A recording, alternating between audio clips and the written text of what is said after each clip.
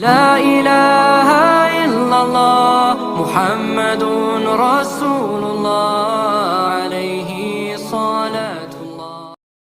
الحمد للہ الجبار والصلاة والسلام على رسوله المختار وعلى آلہ الأطہار وأصحابہ الأخیار إلى يوم القرار، اما بعد فقد قال اللہ تبارک وتعالى في القرآن المجید والفرقان الحمید: اعوذ باللہ السمیع العلیم من الشیطان اللیل الرجیم، بسم اللہ الرحمن الرحیم۔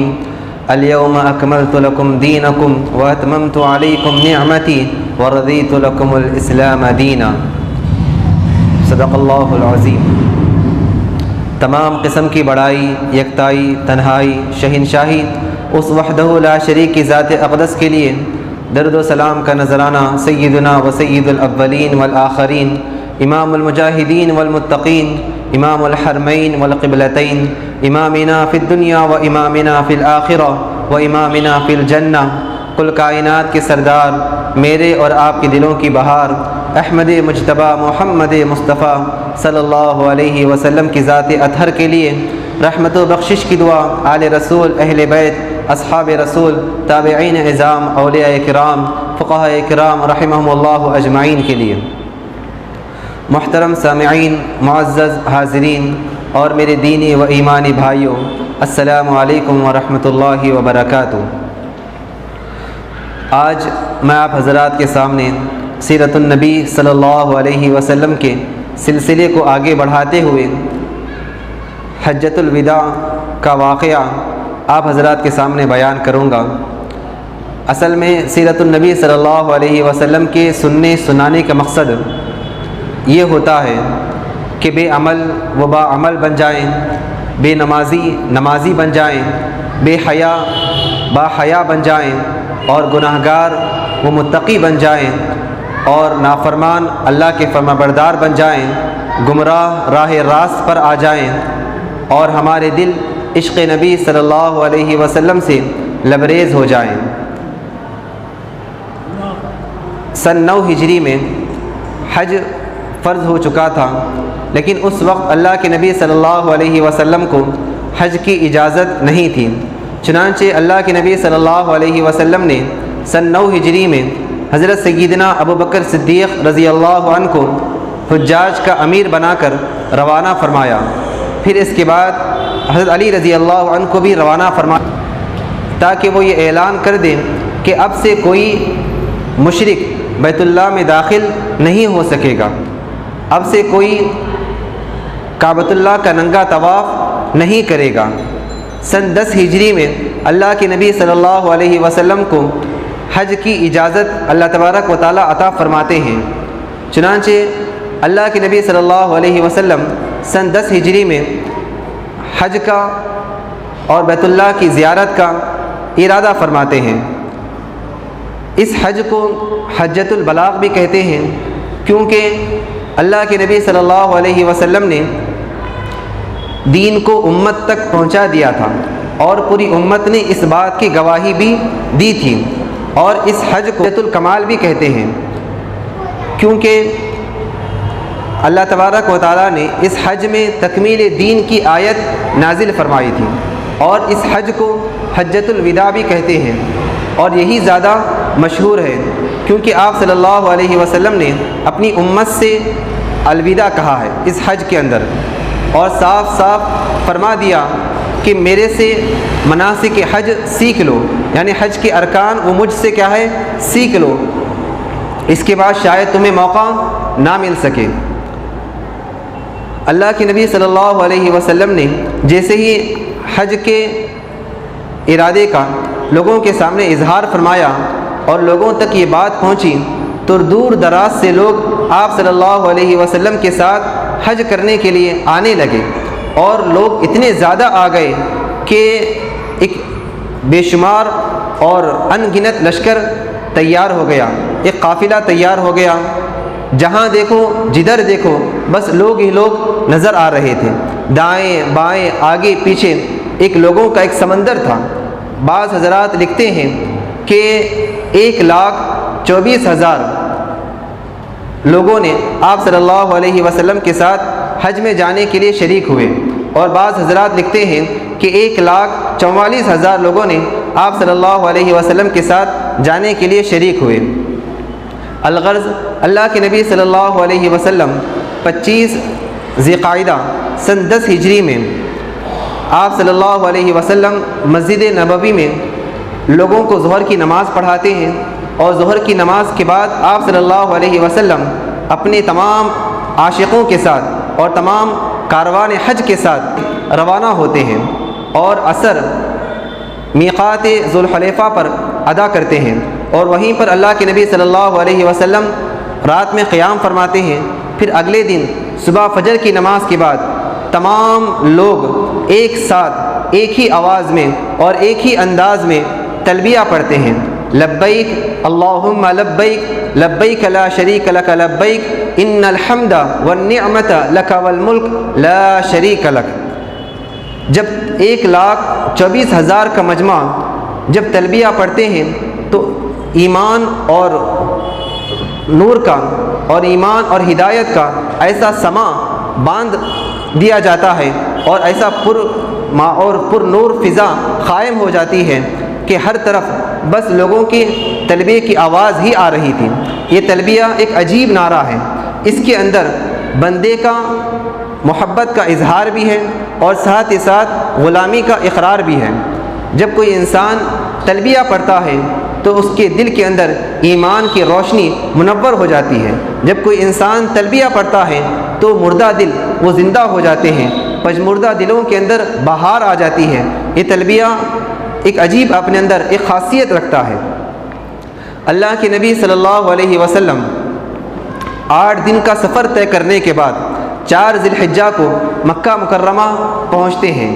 اللہ کے نبی صلی اللہ علیہ وسلم کے ساتھ 1,24,000 کا لشکر ہے، 1,24,000 لوگوں کا قافلہ ہے۔ اللہ کے نبی صلی اللہ علیہ وسلم طواف ادا کر رہے ہیں، اور تمام لوگ بھی آپ صلی اللہ علیہ وسلم کے ساتھ ہی ہیں۔ کیا ہی خوبصورت اور حسین منظر ہوگا کہ سبھی لوگ ایک ہی انداز میں، ایک ہی لباس میں، اور ایک ہی صدا اور ایک ہی رنگ میں رنگے ہوئے اور ایک ہی سانچے میں ڈھلے ہوئے، اور اللہ کے نبی صلی اللہ علیہ وسلم کے عشق میں ڈوبے ہوئے، اور اللہ تبارک و تعالیٰ کا ذکر اپنی زبانوں پر کرتے ہوئے کعبۃ اللہ کا طواف کر رہے ہیں۔ کتنا خوبصورت اور حسین منظر ہوگا۔ اللہ کے نبی صلی اللہ علیہ وسلم طواف کرنے کے بعد نماز واجب الطواف ادا کر رہے ہیں، اور طواف کے بعد اللہ کے نبی صلی اللہ علیہ وسلم نماز کے بعد نماز واجب الطواف کے بعد آپ صلی اللہ علیہ وسلم کو صفا بھی پہنچنا ہے۔ یہ صفا یہ وہی پہاڑی ہے جب اللہ کے نبی صلی اللہ علیہ وسلم نے تقریباً آج سے 20 سال پہلے اعلان نبوت کیا تھا، توحید کا اعلان کیا تھا۔ یہ اعلان کرنا تھا کہ پورا مکہ آپ صلی اللہ علیہ وسلم کے خلاف ہو گیا تھا، لیکن آج تقریباً 20 سال کے بعد آپ صلی اللہ علیہ وسلم کے دیدار کی ایک جھلک پانے کے لیے لاکھوں آنکھیں آپ صلی اللہ علیہ وسلم کے دیدار کے لیے ترس رہی ہیں۔ اللہ کے نبی صلی اللہ علیہ وسلم اپنی اونٹنی پر سوار ہو جاتے ہیں تاکہ کوئی بھی آنکھ دیدار سے محروم نہ رہے۔ اللہ کے نبی صلی اللہ علیہ وسلم مینا میں 8 ذی الحجہ کو پہنچتے ہیں احرام کی حالت میں، اور تمام قافلہ آپ صلی اللہ علیہ وسلم کے ساتھ ہیں۔ آپ صلی اللہ علیہ وسلم 8 ذی الحجہ مینا کے اندر ظہر سے لے کر اگلے دن فجر تک مینا ہی میں قیام فرماتے ہیں۔ پھر اگلے دن 9 ذی الحجہ کو عرفہ کے دن آپ صلی اللہ علیہ وسلم ظہر اور عصر کی نماز ظہر ہی کے وقت میں تمام لوگ آپ صلی اللہ علیہ وسلم کی قیادت میں نماز ادا کرتے ہیں۔ اور حسن اتفاق کا یہ کہ اس دن جمعہ کا دن تھا۔ آپ صلی اللہ علیہ وسلم نماز پڑھانے کے بعد لوگوں کو خطبہ دینے کے لیے کھڑے ہوتے ہیں، اور آپ صلی اللہ علیہ وسلم کے سامنے 1.25 لاکھ کا مجمع ہے۔ یہ پہلا موقع تھا، یہ پہلا مرحلہ تھا کہ اسلام کے پرچم تلے اتنے زیادہ لوگ آپ صلی اللہ علیہ وسلم کے خطبے میں شریک ہوئے۔ یہ پہلا موقع تھا، یہ پہلا اجتماع تھا، اور اللہ کے نبی صلی اللہ علیہ وسلم نے اس موقع پر جو خطبہ دیا وہ خطبہ ہمارے لیے قابل غور ہے۔ وہ خطبہ ایسا خطبہ تھا کہ اگر کوئی انسان اس خطبے پر اگر غور کرے تو اس خطبے کے اندر زندگی گزارنے کے تمام دستور زندگی گزارنے کے تمام قانون، زندگی گزارنے کے تمام اسلامی اصول اس خطبے کے اندر اللہ کے نبی صلی اللہ علیہ وسلم نے بیان فرما دیے۔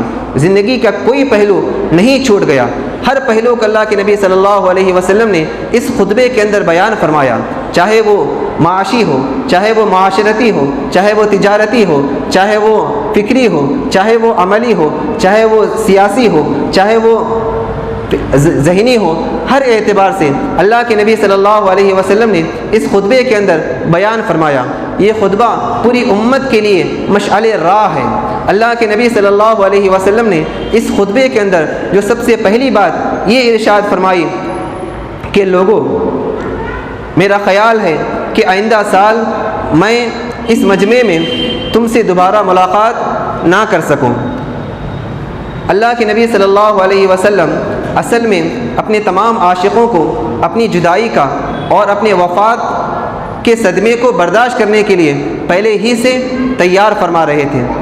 جو حضرات سمجھنے والے تھے وہ سمجھ گئے کہ اللہ کے نبی صلی اللہ علیہ وسلم کی وفات کا وقت قریب آ چکا ہے۔ اللہ کے نبی صلی اللہ علیہ وسلم نے جیسے ہی یہ الفاظ کہے، ان کے دلوں پر قیامت ٹوٹ پڑی اور ان کی آنکھوں سے بے اختیار آنسو نکلنے لگے۔ اور جو دوسری بات اللہ کے نبی صلی اللہ علیہ وسلم نے اس خطبے میں فرمائی وہ یہ تھی کہ جس طرح عرفہ کا دن حرمت والا ہے، جس طرح مکہ کا شہر حرمت والا ہے، جس طرح ذوالحجہ کا مہینہ حرمت والا ہے، بالکل اسی طرح تمہارا خون، تمہارا مال اور تمہاری عزتیں بھی حرمت والی ہیں، تمہاری عزتیں بھی حرمت والی ہیں۔ اور آپ صلی اللہ علیہ وسلم نے فرمایا کہ لوگوں، ان قریب ایسا وقت آنے والا ہے کہ تم اللہ تبارک و تعالیٰ کے سامنے پیش کیے جاؤ گے اور تم سے اللہ تبارک و تعالیٰ تمہارے اعمال کے متعلق سوال کریں گے، اور تم میرے جانے کے بعد ایک دوسرے کے خلاف ہو کر ایک دوسرے کی گردنیں کاٹنے نہ لگ جانا۔ افسوس اس بات کا ہے کہ ہم نے اللہ کے نبی صلی اللہ علیہ وسلم کے اس حکم کو بھلا دیا ہے۔ اللہ کے نبی صلی اللہ علیہ وسلم نے ہمیں امت واحدہ بننے کی اور امت واحدہ رہنے کی تلقین، اللہ کے نبی صلی اللہ علیہ وسلم نے ہمیں اتحاد اور اتفاق کے ساتھ رہنے کی تعلیم دی، لیکن آج امت واحدہ نہیں رہی، بلکہ امت واحدہ ٹکڑوں میں تقسیم ہو چکی ہے۔ ہر کوئی فرقوں میں اور جماعتوں میں، اور ہر کوئی اپنا اپنا ایک فرقہ بنا رہا ہے، اور ہر کوئی اپنا اپنا ایک تنظیم بنا رہا ہے، ہر کوئی اپنی اپنی جماعت بنا رہا ہے، اور ایک دوسرے کے خلاف بیان بازی ہو رہی ہے، ایک دوسرے کے خلاف فتویٰ نویسی ہو رہی ہے، ایک دوسرے کے خلاف اشارے بازی ہو رہی ہے، ایک دوسرے کے خلاف مار پیٹ ہو رہی ہے۔ یہ آج امت واحدہ کا حال ہے۔ میرے دوستو، ہمیں ہونا تو یہ چاہیے تھا کہ ہم اللہ تبارک و تعالیٰ اور اللہ کے نبی صلی اللہ علیہ وسلم کے احکام پر عمل پیرا ہوتے ہوئے اپنے اندر اتحاد اور اتفاق کو پیدا کرتے اور اپنے اندر انتشار اور افتراق کو ہرگز جگہ نہ دیتے اور پوری دنیا کے سامنے امت واحدہ کی مثال پیش کر سکتے۔ لیکن آج افسوس کی بات یہ ہے کہ آج ہم جماعتوں اور فرقوں میں تقسیم ہو چکے ہیں۔ یہ بہت زیادہ افسوس کی بات ہے۔ اللہ تبارک و تعالیٰ سے دعا ہے کہ اللہ تبارک و تعالیٰ ہمیں پھر سے امت واحدہ بنائے اور ہمارے اندر اتحاد اور اتفاق کو پیدا فرمائے اور ہمارے دلوں کے اندر سے انتشار اور افتراق کی ہر بیج کو نکال دے۔ اور اللہ کے نبی صلی اللہ علیہ وسلم نے اس خطبے کے اندر تیسری بات یہ ارشاد فرمائی کہ میں جاہلیت کی ہر رسم کو، میں جاہلیت کی ہر بات کو اپنے پیروں تلے پامال کرتا ہوں۔ اب جاہلیت کا دور ختم ہو چکا ہے، اب ترقی کا دور شروع ہو چکا ہے، اب تنزلی کا دور ختم ہو چکا ہے، اب علم کا دور شروع ہو چکا ہے، اب ضلالت کا دور ختم ہو چکا ہے، اب ہدایت کا دور شروع ہو چکا ہے۔ اللہ کے نبی صلی اللہ علیہ وسلم کے دنیا میں آنے سے لوگوں کو معلوم ہوا کہ تہذیب کسے کہتے ہیں، انسانیت کسے کہتے ہیں اور اخلاق کسے کہتے ہیں۔ اللہ کے نبی صلی اللہ علیہ وسلم کا دور ہی وہ دور ہے جہاں سے انسان کو انسانیت کا سبق ملا، جہاں سے لوگوں کو تہذیب و تمدن کی تعلیم ملی۔ لیکن بعض احمق اور بعض بے وقوف لوگ یہ کہتے ہیں کہ اللہ کے نبی صلی اللہ علیہ وسلم کا دور تہذیب و تمدن سے خالی تھا، اور بعض بدبخت یہ کہتے ہیں مال کے نشے میں، دولت کے نشے میں چور ہو کر یہ کہتے ہیں کہ کون ان بوسیدہ خیالات کو، کون ان پرانے خیالات کو اپنائے۔ نیا زمانہ ہے، نئی تہذیب کو اپنانا چاہیے، نئے ماڈرن کو اپنانا چاہیے اور نئے کلچر کو اپنانا چاہیے۔ میں ان سے پوچھنا چاہتا ہوں کیا شہوت پرستی کو تم تہذیب کہتے ہو؟ کیا بے حیا عورتوں کا بازاروں میں نکلنے کو تم تہذیب کہتے ہو؟ کیا تم شراب پینے کو تہذیب کہتے ہو؟ کیا تم جانوروں کی طرح بال کٹوانے کو تہذیب کہتے ہو؟ کیا تم ہجڑوں کی طرح داڑھی مڈوانے کو تہذیب کہتے ہو؟ کیا تم بے نسب بچوں کی ولادت کو تہذیب کہتے ہو؟ کیا تم بغیر شادی کے مرد اور عورت کے ایک ساتھ رہنے کو تہذیب کہتے ہو؟ کیا تم جوا، سٹہ بازی، مٹکا اور حرام خوری کو تہذیب کہتے ہو؟ کیا تم صبح اٹھ کر نماز کے بجائے یوگا اور قرآن کے بجائے اخبار پڑھنے کو تہذیب کہتے ہو؟ اگر یہی تمہاری تہذیب ہے کہ میں لعنت بھیجتا ہوں ایسی تہذیب پر، میں لعنت بھیجتا ہوں ایسی کلچر پر، میں لعنت بھیجتا ہوں ایسی سوچ پر، میں لعنت بھیجتا ہوں ایسی زندگی گزارنے والوں پر۔ میرے دوستو، یہ تہذیب نہیں بلکہ یہ تاریکی ہے، یہ تہذیب نہیں بلکہ ضلالت ہے، یہ تہذیب نہیں بلکہ گمراہی ہے، یہ تہذیب نہیں بلکہ غلاظت ہے، یہ تہذیب نہیں بلکہ گندگی ہے، یہ تہذیب نہیں بلکہ اسلامی شریعت سے بغاوت ہے۔ تہذیب اگر سیکھنا ہے تو میرے آقا صلی اللہ علیہ وسلم کی سیرت کو اٹھاؤ تو تمہیں معلوم ہوگا کہ اصل تہذیب کیا ہے۔ اگر تمہیں مہذب بننا ہے تو میرے آقا کے کردار کو اپناؤ، میرے آقا کے اخلاق کو اپناؤ، میرے آقا کی سنتوں کو اپناؤ تو تم مہذب بن جاؤ گے۔ تہذیب کا دور تو میرے آقا کا دور تھا اور میرے آقا کے غلاموں کا دور تھا۔ تہذیب کا دور تو وہ دور تھا کہ جس دور کے اندر کسی مظلوم پر ظلم نہیں کیا جاتا تھا، جس دور میں کوئی انسان بھوکا نہیں سوتا تھا، جس دور میں ماں بہن بیٹی کی عزتیں محفوظ تھیں، وہ تہذیب کا دور تھا۔ اور آج ہمیں اسی دور کو اپنانے کی ضرورت ہے۔ آج ہمیں اللہ کے نبی صلی اللہ علیہ وسلم کی سنتوں کو اپنانے کی ضرورت ہے۔ اگر ہم اللہ کے نبی صلی اللہ علیہ وسلم کی سنتوں کو اپنائیں گے، چاہے لاکھ زمانہ ہمارے خلاف کیوں نہ ہو جائے، چاہے لاکھ زمانہ ہمارے خلاف برائیاں کیوں نہ کرے، باتیں کیوں نہ بنائے، ہمیں اس کی کوئی پرواہ نہیں کرنی چاہیے۔ اگر ہم اللہ کے نبی صلی اللہ علیہ وسلم کی تہذیب کو اپنائیں گے، اللہ کے نبی صلی اللہ علیہ وسلم کے کلچر کو اپنائیں گے، اللہ کے نبی صلی اللہ علیہ وسلم کی تعلیمات کو اپنائیں گے، اللہ کے نبی صلی اللہ علیہ وسلم کے کردار کو اپنائیں گے، اللہ کے نبی صلی اللہ علیہ وسلم کے اخلاق کو اپنائیں گے، تو ہم دنیا میں بھی کامیاب ہیں اور آخرت میں بھی کامیاب رہیں گے۔ دنیا کی پرواہ کرنے کی ضرورت نہیں ہے۔ اللہ کے نبی صلی اللہ علیہ وسلم نے صاف اور صریح الفاظ میں بیان فرما دیا کہ میں جاہلیت کی ہر رسم کو، میں جاہلیت کی ہر بات کو اپنے پیروں تلے پامال کرتا ہوں، اپنے پیروں تلے رونتا ہوں۔ اب کوئی انسان یہ نہ کہہ سکے گا کہ میرے ابا کرتے تھے میں بھی کرتا ہوں، میرے دادا کرتے تھے میں بھی کرتا ہوں۔ نہیں، ہمیں اپنے باپ دادا کے عمل پر نہیں چلنا ہے، بلکہ قرآن و سنت ہمیں جس بات کی تعلیم دیتا ہے ہمیں اس پر چلنا ہے۔ اسلامی شریعت ہمیں جس بات کا حکم دیتی ہے ہمیں اس کو اپنانا ہے، باپ دادا کی باتوں کو نہیں اپنانا ہے بلکہ قرآن و سنت کو اپنانا ہے۔ یہ اصل تہذیب ہے۔ اللہ کے نبی صلی اللہ علیہ وسلم کی دنیا میں آنے کا مقصد ہی یہی ہے کہ اللہ کے نبی صلی اللہ علیہ وسلم دنیا میں آ کر کفر و شرک کو ختم کرنے کے لیے اللہ کے نبی صلی اللہ علیہ وسلم اس دنیا میں آئے۔ اللہ کے نبی صلی اللہ علیہ وسلم کی دنیا میں آنے کا مقصد یہی ہے کہ تمام لوگ وہ کفر و شرک کو چھوڑ کر ایک اللہ کی عبادت میں لگ جائیں۔ اور اللہ کے نبی صلی اللہ علیہ وسلم نے چوتھی بات حجۃ الوداع کے خطبے کے اندر یہ بیان فرمائی کہ فاتقوا اللہ فی النساء، اللہ سے ڈرو عورتوں کے بارے میں۔ جس طرح عورتوں پر تمہارا حق ہے، جس طرح عورتوں پر تمہارا حق ہے، بالکل اسی طرح عورتوں کا بھی تم پر حق ہے۔ اور جو حضرات یہ کہتے ہیں کہ اسلام عورتوں کے حقوق کو سلب کرتا ہے، عورتوں کے حقوق کو چھینتا ہے، میں ان سے کہنا چاہتا ہوں کہ میرے آقا کی تعلیمات کو دیکھیں۔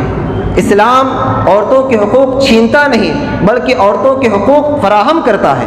اسلام یہ کہتا ہے کہ عورت بازار کی نوکرانی نہیں بلکہ گھر کی ملکہ ہے۔ اسلام یہ کہتا ہے کہ عورت بازاروں کی محفل سجانے کے لیے نہیں بنائی گئی بلکہ عورت تو گھر کی زینت ہے۔ اسلام یہ کہتا ہے کہ عورت شمع محفل نہیں بلکہ شمع خانہ ہے۔ اسلام عورتوں کو عزت دیتا ہے، اسلام عورتوں کو مقام دیتا ہے۔ آپ تاریخ اٹھا کر دیکھ لیں، اللہ کے نبی صلی اللہ علیہ وسلم کی بعثت سے پہلے عورتوں کا کیا حال تھا۔ ان کو زندہ درگور کیا جاتا اور ان کو اپنے گھر کی نوکرانی سمجھا جاتا، ان کو بھوکا رکھا جاتا، ان کو قید کیا جاتا، ان کو مارا پیٹا جاتا۔ لیکن اللہ کے نبی صلی اللہ علیہ وسلم نے دنیا میں آ کر عورتوں کا مقام دیا۔ اللہ کے نبی صلی اللہ علیہ وسلم نے فرمایا کہ عورت اگر تمہاری ماں ہے تو اس کے قدموں کے نیچے جنت ہے، عورت اگر تمہاری بہن ہے تب بھی وہ تمہارے لیے عزت والی ہے، عورت اگر تمہاری بیٹی ہے تب بھی وہ تمہارے لیے عزت والی ہے۔ اسلام نے آ کر عورتوں کو عزت دی، اسلام نے آ کر عورتوں کو مقام دیا، اسلام نے آ کر عورتوں کو حقوق دیے۔ اور پھر اللہ کے نبی صلی اللہ علیہ وسلم نے اس خطبے کے اندر 5ویں بات یہ ارشاد فرمائی کہ میرے بعد تم ہرگز گمراہی کے راستے کو اختیار نہ کر لینا، اور تم میرے بعد اللہ تبارک و تعالیٰ کی کتاب کو مضبوطی سے تھامے رکھنا۔ اگر تم اللہ تبارک و تعالیٰ کی کتاب کو یعنی کتاب اللہ کو اگر مضبوطی سے تھامے رکھو گے تو تم کبھی بھی گمراہ نہیں ہوگے۔ تاریخ گواہ ہے کہ جب تک مسلمانوں نے کتاب اللہ کو تھامے رکھا، اور تاریخ گواہ ہے کہ جب تک مسلمانوں نے کتاب اللہ پر عمل کیا تو کامیابیوں نے ان کے قدم چوما، اور جب مسلمانوں نے اور جب امت نے قرآن کو چھوڑ دیا، جب امت نے قرآن کے احکام پر عمل کرنا چھوڑ دیا تو تاریکی اور ذلت اور پژمردگی نے ان کو ہر طرف سے گھیر لیا، اور امت ہر طرح سے ذلیل و خوار ہو گئی۔ کسی کہنے والے نے کیا خوب کہا ہے، وہ معزز تھے زمانے میں مسلمان ہو کر، وہ معزز تھے زمانے میں مسلمان ہو کر، اور ہم خوار ہوئے تاریک قرآن ہو کر۔ اللہ کے نبی صلی اللہ علیہ وسلم نے پھر آگے یہ ارشاد فرمایا کہ اللہ کے نبی صلی اللہ علیہ وسلم نے حجۃ الوداع کے موقع پر یہ ارشاد فرمایا کہ میں آخری نبی ہوں، میرے بعد کوئی اور نبی نہیں آئے گا، اور تم آخری امت ہو، تمہارے بعد کوئی اور امت نہیں آئے گی۔ اللہ کے نبی صلی اللہ علیہ وسلم کی نبوت وہ تا قیامت ہے، اللہ کے نبی صلی اللہ علیہ وسلم کی رسالت وہ تا قیامت ہے، اللہ کے نبی صلی اللہ علیہ وسلم کی شریعت وہ تا قیامت ہے، اللہ کے نبی صلی اللہ علیہ وسلم کی امت وہ تا قیامت ہے۔ اللہ کے نبی صلی اللہ علیہ وسلم کے بعد نہ کوئی نبی آئے گا نہ نبیہ آئے گی۔ اب اگر اس کے باوجود بھی اگر کوئی شخص نبوت کا دعویٰ کرتا ہے، اس کے باوجود بھی اگر کوئی شخص نبی ہونے کا دعویٰ کرتا ہے تو وہ کذاب ہے، تو وہ جھوٹا ہے، وہ ملعون ہے، وہ مردود ہے، وہ ناقابل قبول ہے۔ اور اس کے بعد اللہ کے نبی صلی اللہ علیہ وسلم نے تمام لوگوں کو گواہ بناتے ہوئے کہا کہ اے لوگوں، کیا میں نے تم تک اللہ کا دین پہنچا دیا؟ تو 1.25 لاکھ کے مجمع نے ایک زبان ہو کر کہا یقیناً ہم گواہی دیتے ہیں کہ آپ نے ہم تک دین کو پہنچا دیا، اور آپ نے ہمیں ہر خیر کی بات کو پہنچا دیا، اور آپ نے اپنا فریضہ نبوت ادا کر دیا۔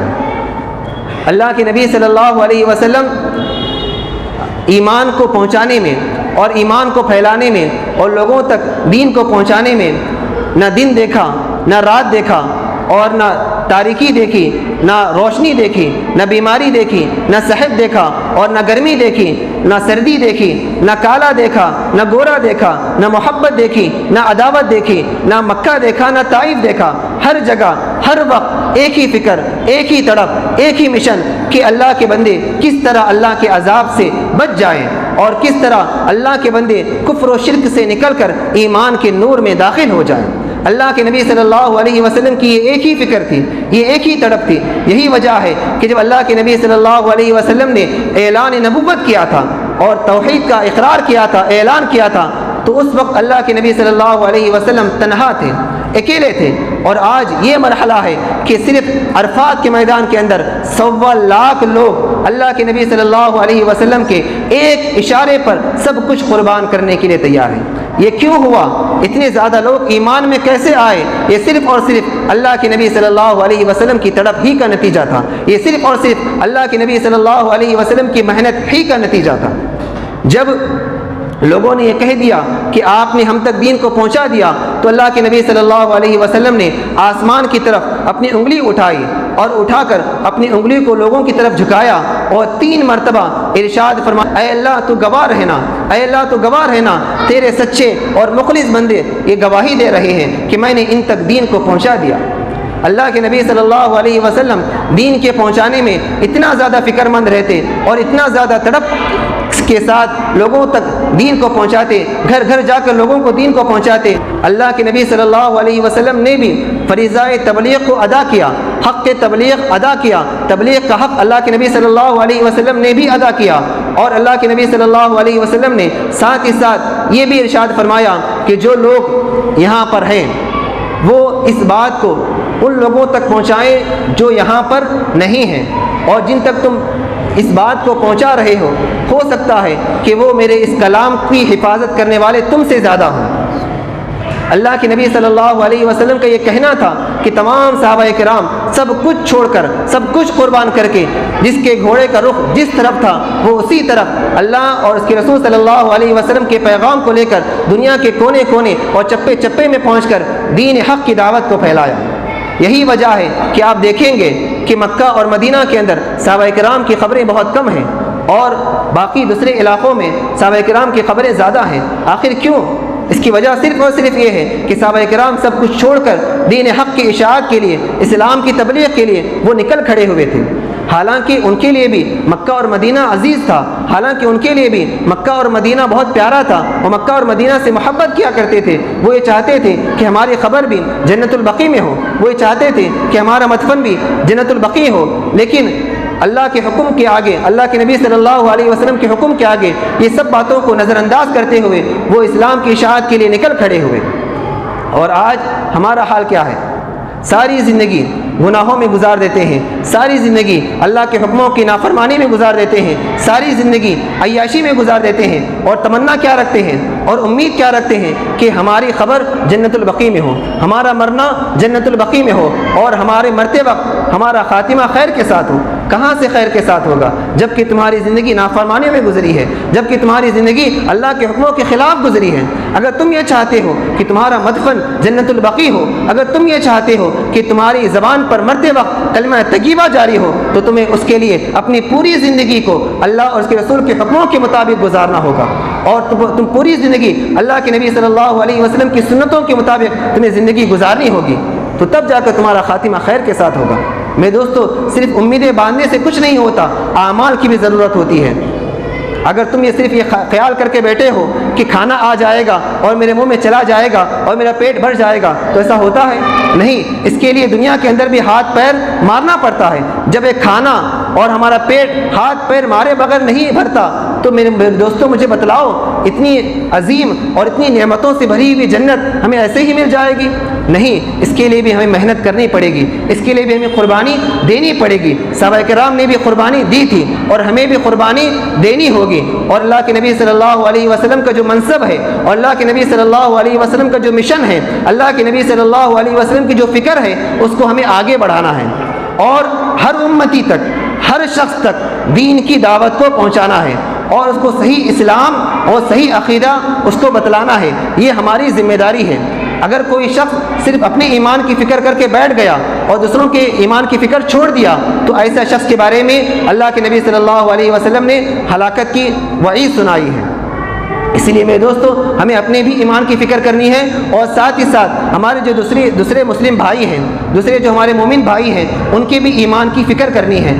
آج کئی ایسے لوگ ہیں، میں بڑے دعوے کے ساتھ کہہ رہا ہوں اور بڑے یقین کے ساتھ کہہ رہا ہوں، میں دیکھ کر کہہ رہا ہوں کہ کئی ایسے دیہات ہیں، کئی ایسے گاؤں ہیں کہ جہاں پر ایک طرف ہندو دیوی دیوتاؤں کی فوٹو لگائی ہوئی ہے، تو دوسری طرف کعبہ اور مدینے کی فوٹو لگائی ہوئی ہے، اور وہ یہ سمجھتے ہیں کہ یہ بھی ہمارا معبود ہے، یہ بھی ہمارا معبود ہے۔ اور کئی ایسے دیہات ایسے ہیں کہ جہاں پر لوگوں کو کلمہ طیبہ تک نہیں آتا۔ میرے دوستو، آخر مجھے بتلاؤ تو صحیح، ان کا کیا قصور ہے؟ وہ جاہلیت کی وجہ سے، لا علمی کی وجہ سے وہ کیا ہے، غلط فہمی میں شکار ہیں، وہ کیا جاہلی رسومات ادا کر رہے ہیں۔ جب ہم ان تک جائیں گے، ان کو صحیح بات پہنچائیں گے، صحیح عقیدے کی ان کی طرف رہنمائی کریں گے، اور انہیں بتلائیں گے کہ ہمارا معبود صرف اور صرف اللہ ہے، اور ہمارے رسول صرف اور صرف محمد رسول اللہ صلی اللہ علیہ وسلم ہے، اور ہمیں صرف اور صرف اللہ تبارک و تعالیٰ ہی کی عبادت کرنی ہے، تو تب انہیں معلوم ہوگا، اور تب جا کر وہ ان غلط کاموں کو چھوڑیں گے۔ میرے دوستو، اس کے لیے ہمیں سب کو فکر کرنے کی ضرورت ہے۔ دعا کیجیے کہ اللہ تبارک و تعالیٰ ان تمام کہی باتوں پر مجھے اور آپ کو عمل کرنے کی توفیق عطا فرمائے۔ آمین۔ وآخر دعوانا الحمدللہ رب العالمین۔ سکھلائیں گے، دین خدا پھیلائیں گے، مسجد میں بھی جائیں